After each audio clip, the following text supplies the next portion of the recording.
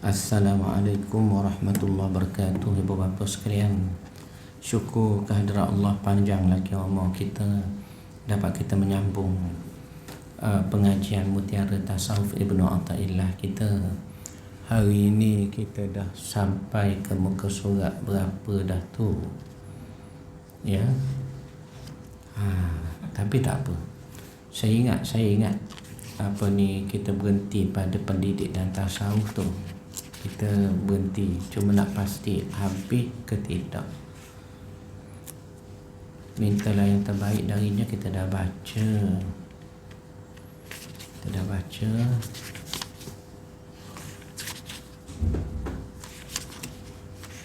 Ya, tajuk zuhud. Tajuknya zuhud. Jadi mereka dapat tengok sama, insya-Allah. Alhamdulillah. Tajuk hari ini ialah zuhud. Apa maksud zuhud? Zuhud ialah kosong hati dari bergantung pada dunia, tetapi bukan kosong tangan dari memiliki rezeki di dunia. Jadi jangan faham kalau masuk tasawuf kena miskin, kena susah, baju kena berkedut, selipar lain sebelah. Dah. Dia orang tasawuf ni orang yang kemas.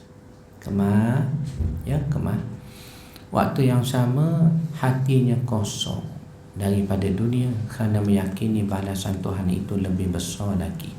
Ini maksud umum zuhud. Ada ayat Quran tentang zuhud. Antaranya surah An-Nisa, saya baca tu, Bismillahirrahmanirrahim. Kul, katakanlah. Bila sebut katakanlah ialah jadikanlah prinsip awak. Itu maksudnya. Jadikanlah prinsip, ya. Prinsip apa dia? Mata'ud dunya qalil. Kita bercakap dengan kawan-kawan, aku ni kalau sebut berkait dunia, malah lah nak ambil berat sangat. Akhirat tak boleh. Itu prinsip. Tetapi kita lalui tak dunia? Lalui, kerana kita sedang berada di dunia yang sekejap ini. Cuma kalau kata nak bersungguh sampai akhirat tak sesungguh itu, ni dah tak betul lah. Sebab tu dia sebut kul, jadikanlah prinsip, katakanlah ad-dunya, dunia ini, mata'ud dunya, kesenangan dunia ini, qalil, sikit. Dunia ni tuan sikit. Dalam arti kata lain, dunia ni hanyalah bayang-bayang sahaja.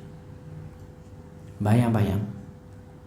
Yang kita perlu bayang-bayang ke objek yang memantulkan bayang-bayang.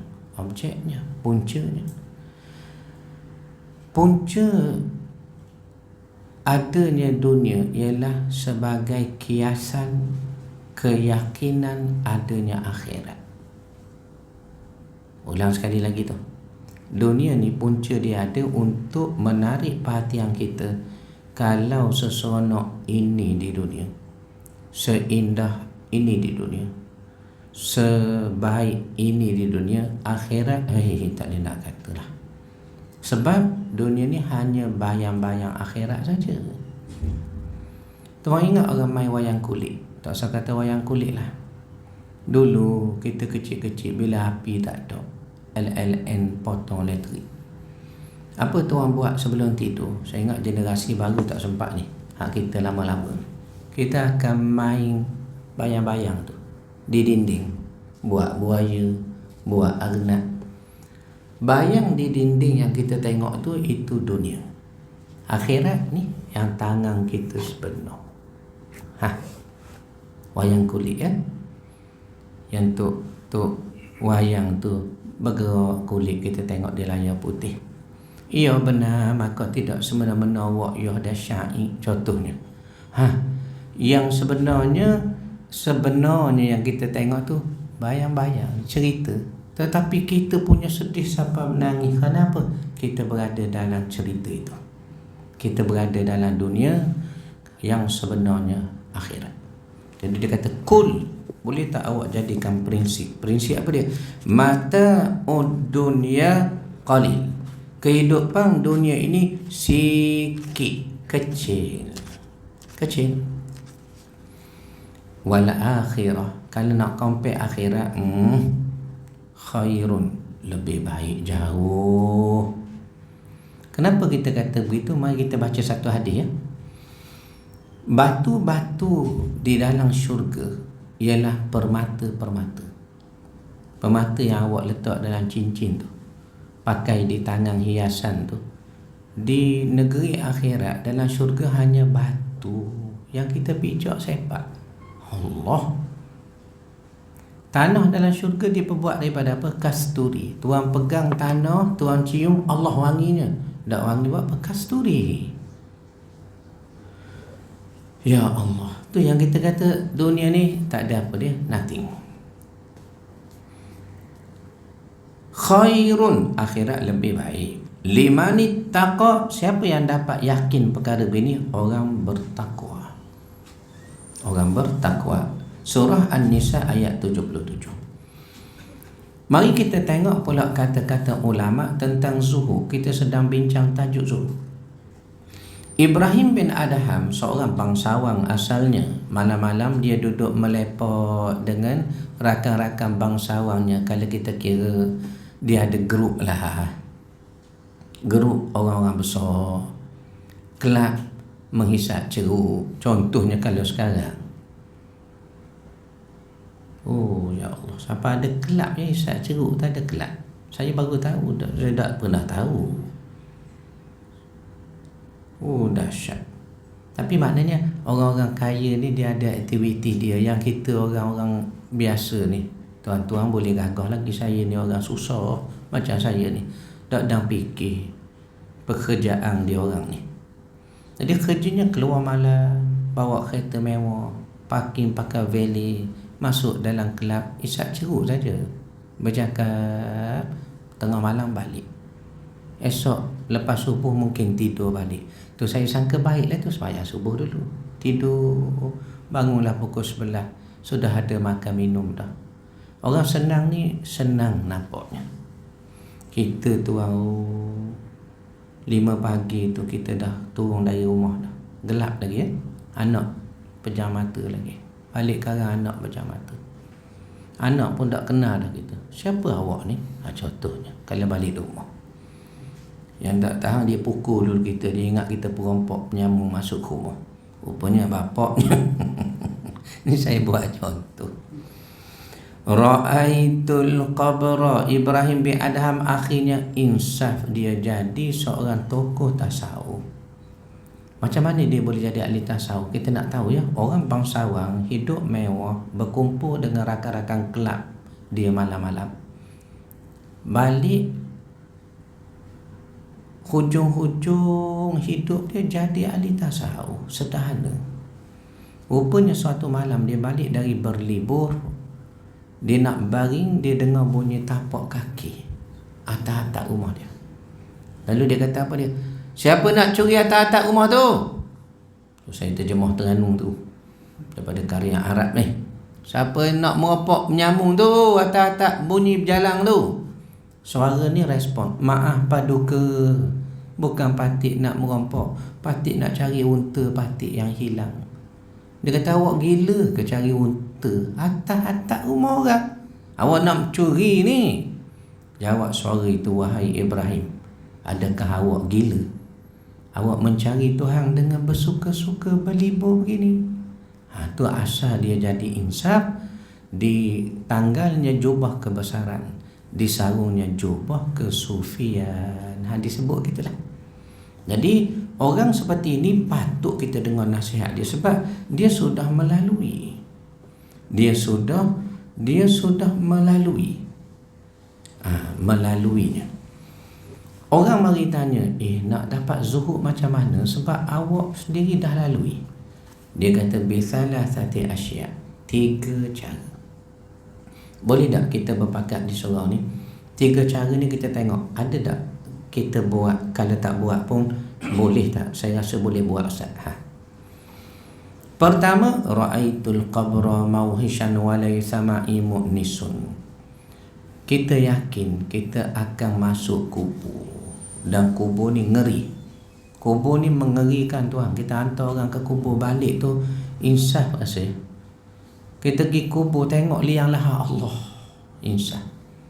Keluar pintu kubur hilang dah, insya makan pula. Biasa manusia begitulah. Tetapi awak agaknya ada tak lagi penolong daripada kengerian kubur? Jadi Ibrahim kata, kalau awak yakin kubur tu takut, awak ada tak lagi ubat lah untuk hilang keluar dari ketakutannya. Sebab tu awak boleh jadi zuhud tu, dengan sebab awak takut. Kedua, nak dapat zuhud, wa ra'aitu tariqan tawilan wa laysa ma'i zadun. Kita tengok perjalanan ke akhirat ni panjang. Betul tak panjang? Tuan pergi ke kubur-kubur lama. Tak. Contoh kubur Sungai Tua belakang Yai tu lama. Cuba tuan pergi kubur-kubur lama. Apa tujuan kita pergi kubur-kubur lama ni? Minta nombor ekor? Dah. Tengok di Batu Nesang berapa lama dah dia mati. Allah, lama. Jadi kita kata, lama. Dia ni mati lama dah. 60 tahun, 70 tahun dalam tanah. Kiamat belum berlaku lagi. Orang mati zaman Nabi nu, sahabat nu, dah 1000 tahun dah. Dah kiamat lagi. Lama dunia. Tunggu dulu. Akhirat lama lagi. Dasar kata lamalah tuan. Pintu akhirat kat mana? Alam kubur tu lah pintu masuk akhirat. Kita panggil alam apa? Barzah, ya. Tuan-tuan tahu tak apa maksud barzah? Barzah ni maksudnya satu tempat yang mempunyai 2 dinding. Satu tempat ada 2 dinding. Dinding ni menghalang awak balik ke dunia. Dinding ni menghalang awak pergi ke akhirat cepat-cepat. Sebab ahli kubur ni bila Tuhan tunjuk, ni tempat awak kembali, syurga. Amal dia yang baik dulu, dalam kubur Tuhan tunjuk tempat awak balik. Excited dia nak balik. Ada dinding. Dinding ni tak boleh bayang macam saya sebut tu. Saya nak terjemah barzah tu. Satu tempat mempunyai 2 halangan. Yang tuan tak boleh balik ke dunia untuk baiki amal, tak boleh bersegera ke akhirat menikmati balasan. Jadi panjang akhirat tuan. Walaysa ma'i zadun, ada bekal tak lagi tu? Tu yang dia nak tanya sangat tu. Kalau kita ingat panjang, bekal macam mana? Membawa kita zuhud tu. Kalau renung betul, tuan-tuan patut renung. Tuan bila kita sebut gini tak, cuba renung. Macam saya buat contoh ni, renung. Renung begitu, ya, tengah-tengah hari ni. Sekarang kalau kita nak pergi berjalan mana-mana, terlupa telefon di rumah, kita sanggup corner balik, ataupun bateri habis, susah kita. Dalam kubur ni tuan nak duduk mana? Apa hiburannya? Apa pengisi masa lapangnya? Rupanya apa yang ada dengan kita hari ini membawa kita banyak alpa pada Allah dengan sebab benda-benda tidak kekal itu. Tuhan tanya kita, apa awak dah pergi masjid? Sakit lutut ya Allah, dia kata. Tuhan pun tunjuk kamera, awak sakit lutut je. Nampaklah gambar dia tengah panjat eskalator mati, elektrik tak ada tu. Boleh panjat tingkat 3. Nak naik ke level 3, eskalator elektrik tak ada, boleh dia panjat. Pergi masjid sakit lutut. Nak kata di sini bukan sebab sakit lutut, hati awak sakit. Yang jadi nak pergi masjid sakit, nak pergi berkelok segar. Segar sakit ni dekat mana? Dekat hati. Ya. Jadi zuhud ni memupuk hati, mengingat akhirat lebih kekal. Antaranya itulah panjang akhirat. Walaysa ma'i zadun, awak ada tak lagi bekalan tu, dia kata. So nak juga belajar dengan cara ringkas gini, ya. Kita buat bahasa kita sudahlah. Wa ra'aitul jabbara qadiyan wa laysa li hujjatun. Awak yakin awak akan berdiri depan Allah kan ya? Dan Allah akan kiralah amal awak tu. Awak ada lagi hujah nak bercakap. Sebab Allah akan tanya, kenapa kita awak belah kiri? Dia baiknya Allah Tuhan tahu tak? Dalam surah Kahfi sebut, bila dah hisab amal kita pada mahsyar yaumul hisab, masing-masing pun terimalah keputusan rizal. Rizal ni ada orang dia beri dari depan, bercahaya muka dia. Allah terima kasih Tuhan. Ada yang ambil dari tangan kanan, ashabul yamin. Ada yang ambil dari kiri. Orang ambil kiri ni, cara dia ambil belah kiri tu dia tahu dah. Berat dah aku ni. Dia tak baca lagi putusan tu, tapi dipanggil Mama. Allah panggil, cara panggil tu tak sedap dah tu. Gitulah. Macam bini kita panggil tuan-tuan di rumah. Bini tuan-tuan lah. Bini saya tak terlibat. Bini tuan-tuan ni kalau panggil di rumah, bang, maknanya selamat kita hari tu. Tapi kalau dia panggil nama kita Azmi, Allah, kita sudah ketakutan kita. Tuan-tuan lah ya, saya tak takut. Tuan-tuan ni, saya tengok rupa masing-masing tu dalam susah hang belaka tu. Ya. Jadi bila terima kitab belah kiri, Tuhan tahu. Tuhan kata gini, Iqra kitabak, surah Kahfi ni.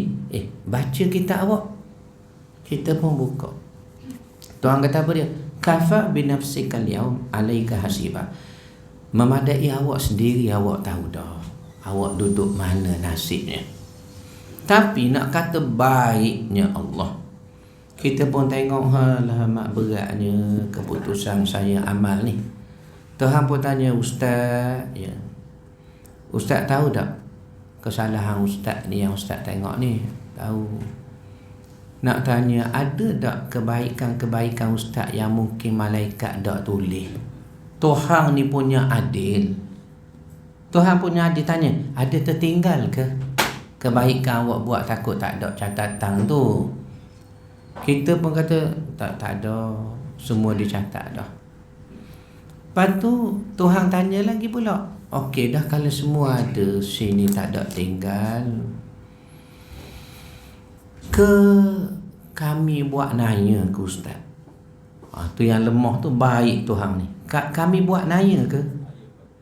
Maka kita kata dah, saya lah naya diri saya sendiri. Kemudian Tuhan pun tanya soalan ketiga sebelum campak dalam neraka.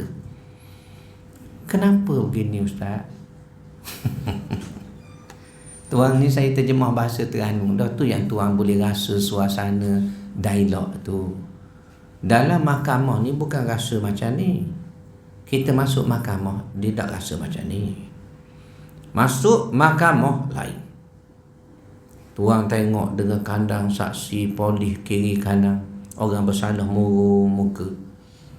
Pula ada tukur, peguam tukur apa ni, hakim hak besar tu. Hakim masuk pula rambut putih macam apa, Leonardo DiCaprio apa benda entah yang rambut putih tu. Takutlah tuan. Tu mahkamah. Hai, dalam mahkamah Tuhan ni, malaikat ada, tangan kiri kanan bercakap, dan nak takut apa? Kita nak kata tak, tangan kata ya. Cubalah bayang ya, macam mana kita. Sebab tu bila Tuhan tanya, kita tahu dah, berat dah aku ni. Tapi Tuhan tanya, ada tak kebaikan ustaz yang tertinggal? Mana tahu malaikat tak ada Tuhan.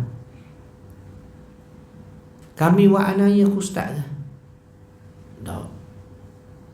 Dah kenapa jadi begini? Kita tak ada nak jawab tau. Tak ni walaisa li hujjatun, tiada hujah. Akhirnya Tuhan buat putusan. Dah dia nak jawab hujah tak ada. Keputusannya capak neraka. Cara capak neraka Tuhan tahu, hadis sebut. Malaikat ni pegang ubung-ubung kita. Kalau kita pegang anak kucing jijik, menunjukkan apa dia? Kotor, geli. Ahli neraka ni dia pegang ubung-ubung, ambil, capok. Kecil kita besar malaikat. Tapi dengar baik-baik, kecil kita di akhirat tahu besar mana? Gigi penghuni neraka, giginya saja sebesar gunung Uhud. Gunung Uhud. Bayang gunung Uhud tu tuang gantung 32 gunung untuk jadi gigi. Dah tu baru gigi, mulut, kepala, besar itu ahli neraka. Malaikat besar lagi, pegang ubung-ubung capur. Kami takut sangat dengar cerita tengah hari ni Ustaz. Kami nak buat kebajikan dah. Lepas kuliah ni kami nak belanja Ustaz. Atas tu ada apa tu, Francisco ke apa tu contoh. Hanya mari insaf ya. Saya tak dapat bersama tuan ni solat zuhur kejap lagi. Kami memang setiap Selasa minggu pertama ni akan terus ke Melaka. Ada program bersama dengan pondok. Tak apalah. Sambung lagi Ustaz. Ya. Itu maksud zuhud. Jadi cara nak dapat ketiga-tiga perkara tadi, coba semak dalam hati kita. Ya. Apakah zuhud? Ramai yang bertanya, apakah erti sebenar zuhud? Dan ramai yang salah faham. Dia kata apa dia? Adakah meninggalkan dunia secara keseluruhan? Molek-molek kerja dia berhenti. Takut ganggu ibadat dia. Kalau zuhud lah tu, tak betul tu cara dia faham tu. Lalu menumpukan pada akhirat saja, itu zuhud kan? Maka ulama jawab, jangan salah faham. Ulama jawab, bukanlah zuhud itu haramkan yang halal. Mana contoh, tak mau menikah setengah hari tasawuf, tak mau menikah, ganggu ibadat. Tak mau makan benda-benda sedap, benda-benda berdarah, tak nak makan sayur saja. Zuhud ni bukan haramkan benda yang halal. Menikah ni halal, makan minum ni halal. Tetapi zuhud ialah kamu yakin apa yang ada di sisi Allah berbanding apa yang ada pada kamu. Maknanya apa yang ada pada kita, kita lebih yakin Allah balas besar lagi. Itu yang jadi dia boleh sedekah, boleh infak, dia yakin besar lagi pembalasan Allah. Sebenarnya definisi ini sama dengan hadis sebut, dan daripada hadis itulah keluar definisi ini. Apa hadis ini? Saya baca ya. Kata Nabi sallallahu alaihi wasallam, zuhud terhadap dunia itu bukanlah haramkan yang halal atau sia-siakan harta. Dia masuk tasawuf sejak belajar di surau Royal Chulang ni. Sejak belajar di surau Royal Chulang ni pengajian tasawuf, dia jadi ahli tasawuf. Tapi tak dah habis belajar, dia silap faham, dia sia-siakan harta. Habis pitih dia buat keluar bagi korang, dia pula merempat. Ataupun haramkan yang halal. Sejak masuk tasawuf tak nak makan daging benda berdarah, nak makan sayur-sayur saja, biji-bijirin saja. Nak pakai baju-baju guni, baju tutup aurat, sudahlah kata dia. Itu bukan tasawuf. Tasawuf ni, zuhud ni dia duduk di hati, bukan pada penampilan hati. Hati awak tidak cenderung pada dunia tu. Ya. Tetapi zuhud, kata Nabi SAW, tu yang kita umatnya ni boleh faham prinsip ni. Pasal Nabi kita ajar, awak yakin pahala di sisi Allah berbanding harta benda yang ada pada awak. Harta banyak, tapi kerana yakin pahala Allah, awak nak pergi sambung belajar bila? Ambil buat belanja sikit. Nampak tak? Harta Tuhan beri, pahala dia lebih yakin lagi sisi Allah. Dan kamu yakin pahala musibah yang menimpa kamu membuatkan kamu lebih suka seandainya musibah itu berpanjangan sikit pun tak apalah. Sebab tempoh ini aku boleh sabar, meningkat kedudukan di sisi Allah. Dia nak katanya orang yang boleh melihat kebaikan di sebalik kesusahan. Ini termasuk maksud zuhud. Imam Malik, mari kita baca sikit biografi Imam Malik ya. Buku kita ni tuan, kalau berhati, dia ada nota kaki di bawah tu sebagai info tambahan. Imam Malik, siapa dia? Saya bacakan tu. Nama sebenar Imam Malik ialah Malik bin Anas. Ingatlah kalau orang tanya Imam Malik nama apa? Malik bin Anas. Saya baca nama penuh, Malik bin Anas bin Malik bin Abi Amir bin Amru. Kenapa ya nama orang Arab ni berulang-ulang? Muhammad bin Yusuf bin Ali bin Yusuf bin Muhammad. Ini musing. Kerana Arab ni tuan, sifat dia sayang anak ayah dia beri nama cucu dia ayah dia. Ada gitu. Saya sebahagian besar keluarga ni nationality Saudi. Nationality Saudi. Jadi kita masih ada rumah penempatan tu di Nahwariyah. Setelah kerajaan ambil rumah kita dulu belakang Masjid Kucing. Dulu kami duduk belakang Masjid Kucing. Kerajaan ambil pasal tanah haram. Dia berilah Nahwariyah tanah halal. Selepas Tanaim tempat kita berniat miqat. Jadi ada sepupu saya, nama dia Abdul Wahab bin Usamah bin Abdul Wahab, musim pula. Saya tanya, pak sepupu saya meninggal baru ni. Saya kata, kenapa ya Arab ni dia beri nama berulang? Dia kata kita sayang ke ayah kita beri nama anak kita macam ayah kita. Jadi tuan-tuan, nak boleh anak pula ni beri nama ayah kita ke, begitulah kalau Arab begitu. Jadi Imam Malik namanya Malik bin Anas bin Malik bin Abi Amru bin Amru Al-Asbahi Abu Abdillah Al-Madani.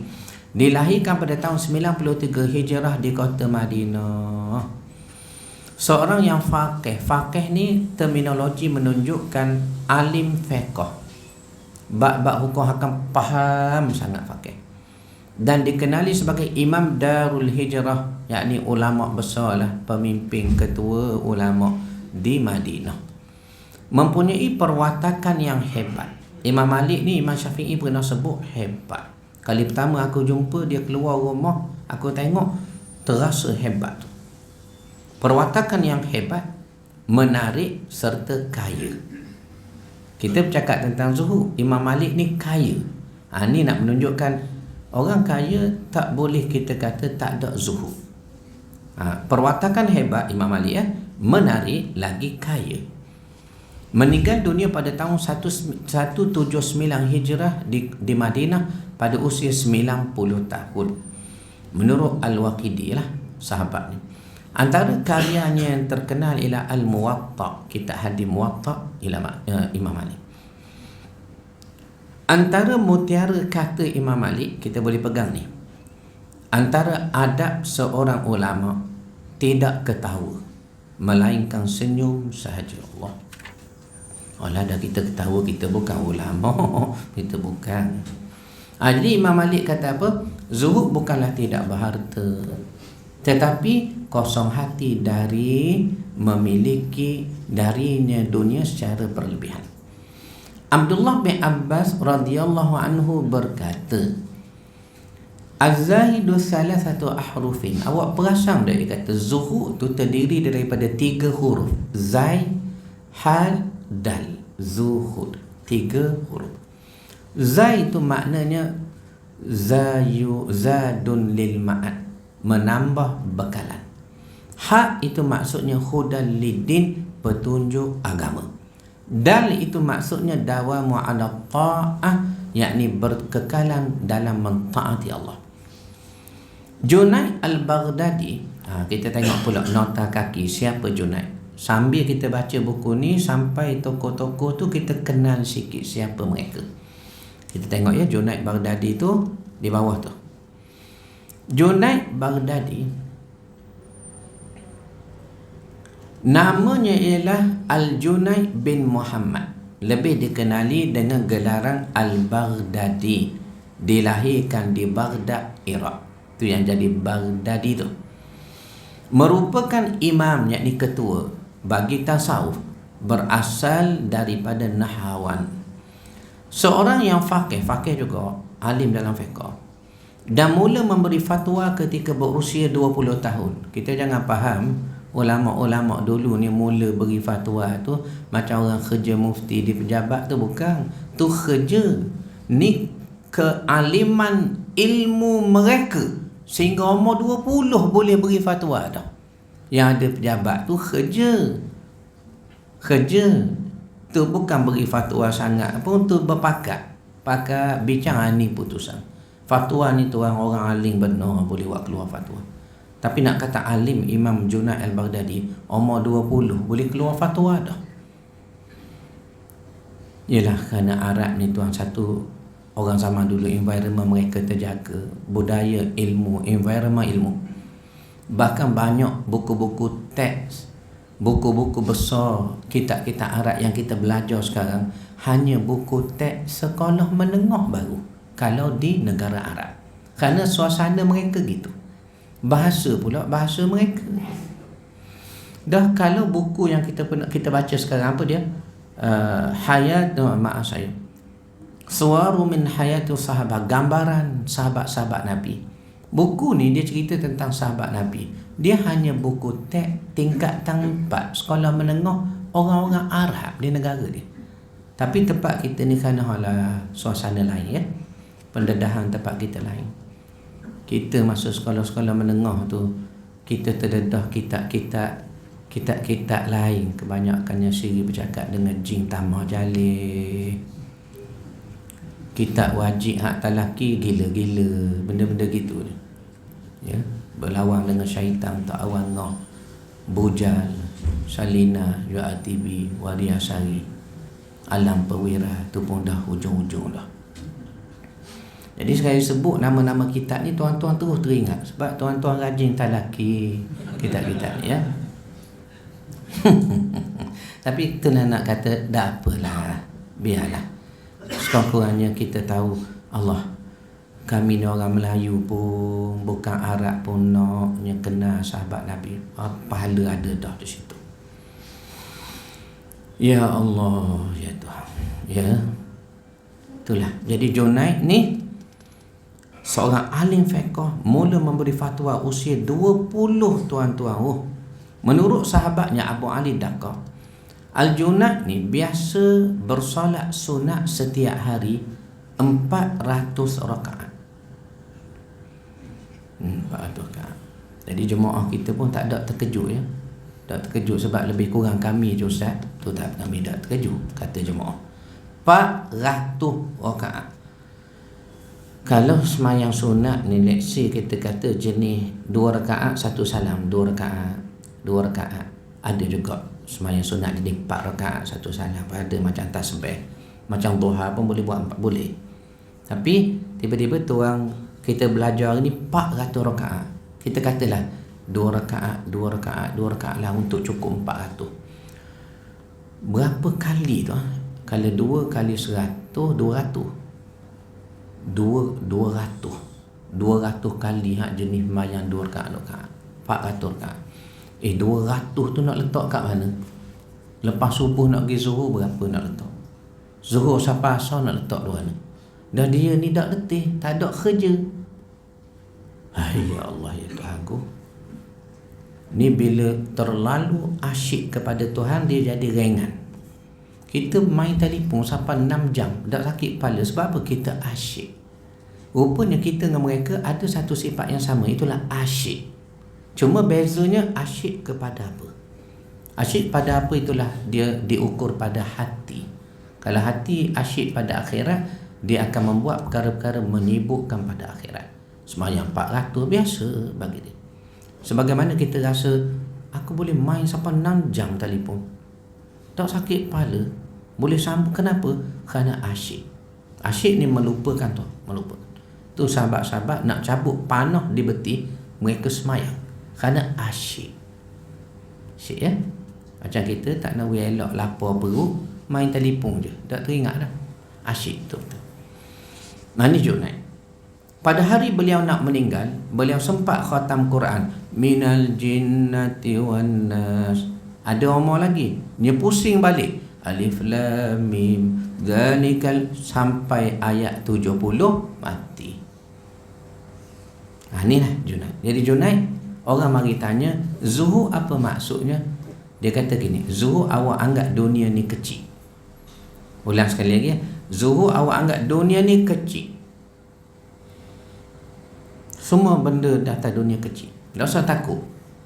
Kita tak buat kerja pejabat, bos nak marah, jangan takut. Ni semua benda kecil. Pula dah. Kan tu amanah kita kerja tu. Maksud dia ialah benda-benda dunia ni kecil kalau nak banding akhirat. Sebab tu kita buat contoh tadi ya. Apa dia? Permata yang tuan pakai di leher, di jari, hanyalah batu-batu kerikil di akhirat. Dan hadis sebut kita pijak. Permata yang kita pijak itu hanya batu. Kerana tanah dalam syurga dia buat dari kasturi. Debu-debu dalam syurga ialah za'faron, safran tu. Debu. Jadi maknanya dunia ni kalau compare akhirat Allah, dia hanya kotoran akhirat, baki akhirat, daki-daki akhirat. Itu yang kita cari sangat sekarang ni. Ada tu, biasa. Usah kata akhirat, dunia sama dunia pun susut nilai. Berapa ramai hari ni kalau saya tengok dalam surah ni yang masih pakai baju Orlando, seluar John Master, stocking snail, tak ada dah.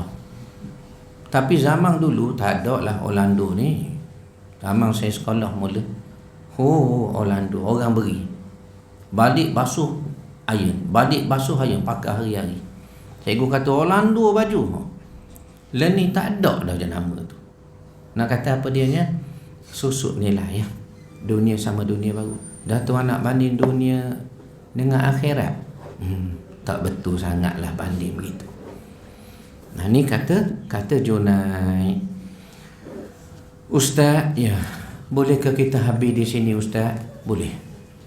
Kita habislah di sini di atas permintaan jemaah tu. Bismillah ya. Kerana kami akan menyambung musafir ke Melaka tuan ya, untuk lawatan ke pondok di Melaka. Ada soalan tak tuan-tuan? Kalau tengok sepitah lalu macam tak ada, saya tengok sekali lagi ya. Ada. Kalau tak ada, kita sambung mula depan pula ya. Wassallallahu ala sayyidina wa habibina Musa wa ala alihi wa sahbihi ajma'in walhamdulillah. Assalamualaikum warahmatullahi wabarakatuh.